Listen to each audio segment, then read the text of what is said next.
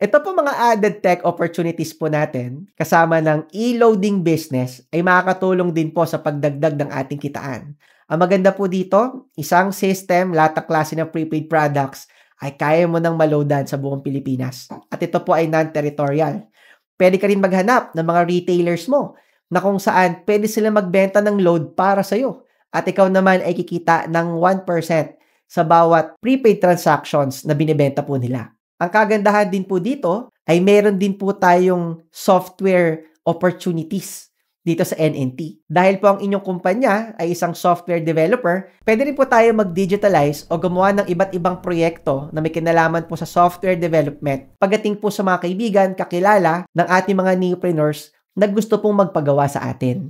Ang bawat neopreneur po ay binibigyan po ng 10% commission on each and every project na mabibigay po nila sa NNT. Ayan.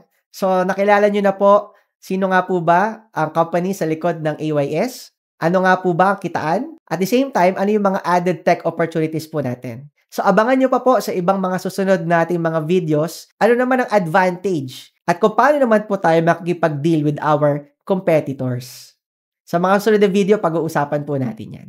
So, this is your CEO, Mr. Gerald Bautista. Mabuhay po kayong lahat. Salamat po sa pakikinig at panonood.